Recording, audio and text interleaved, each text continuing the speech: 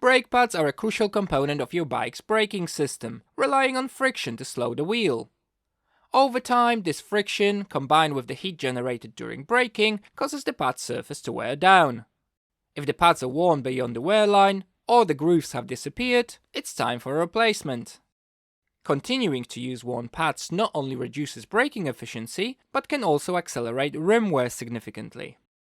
Threaded stud pads used on V-brakes are secured to the brake caliper arm with 2 sets of shaped washers, a load-bearing washer, and a nut.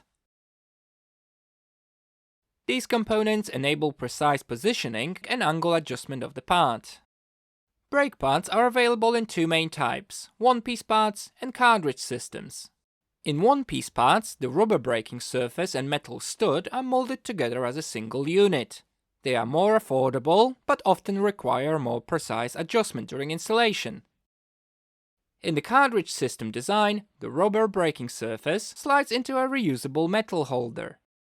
This system allows the brake pads to be replaced quickly without affecting the alignment, making them ideal for frequent pad changes or adapting to different riding conditions. To replace the pads, you'll need a 4 or 5mm Allen key or a 10mm spanner. To replace the brake insert, you might need a crosshead screwdriver or a small Allen key to remove the retention screw, or long nose pliers to remove the retention clip and help push out the cartridge. Replacing one-piece pads. Before you start, ensure that your wheel is properly seated and that the rim is free of any significant buckles. Some one-piece pads are directional, meaning they must be installed in a specific orientation. Look for an arrow or the letters L for left or R for right marked on the top of the pad. Installing the pads in the correct direction ensures optimal water and dirt clearance. Ensure the barrel adjuster is fully screwed in. Release the brake calipers.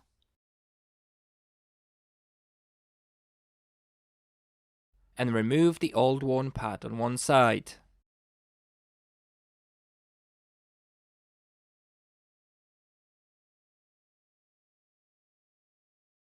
Take the new pad. You'll notice it has a nut, followed by a load-bearing washer. Next, there's a concave washer, 2 identical convex washers,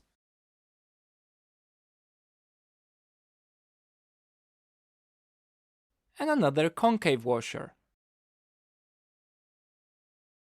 The 2 concave washers differ in depth. Examine the washers on the brake pad currently installed on the bike. On your new pad, select the concave washer that matches the one on the existing pad. Position the flat side first, with the dip facing upward. Next, add a convex washer, ensuring the dome fits snugly into the dip. Apply a small amount of grease to the thread. Keep the remaining washers and the nut within easy reach. Install the new pad, ensuring it is oriented correctly. Hold both brake cams against the rim, applying enough pressure to keep them in place. Use your free hand to position the pad so it sits squarely on the rim, leaving about half a millimeter of rim visible at the top. If the pad is positioned too high, it may rub against the tire and cause premature wear.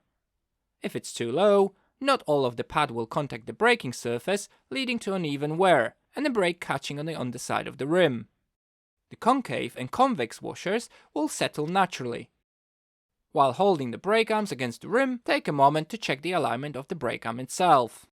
The goal is to position the pad as vertically as possible. If needed, you can improve the alignment by swapping the concave washers. Once you're satisfied with the position of the pad and washers, follow these steps. Fit the convex washer with the flat side facing in. Add the concave washer, ensuring the dip aligns with the dome. Place the load-bearing washer and finish with the nut.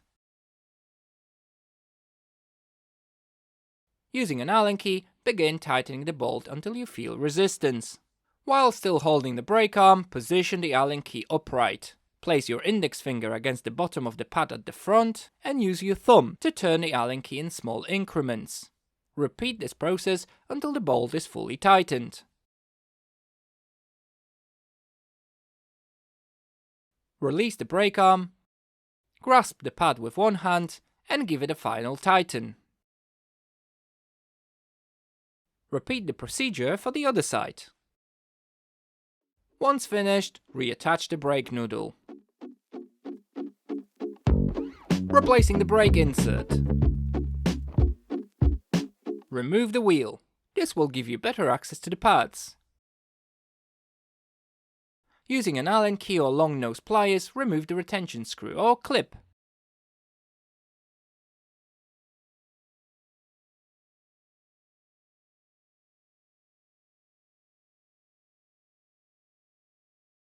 Now slide the brake shoe out. If it's hard, use the pliers to help push it out.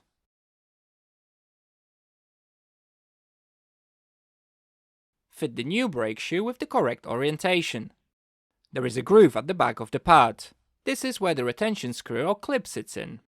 Refit the retention screw or clip. And repeat the process on the other pad.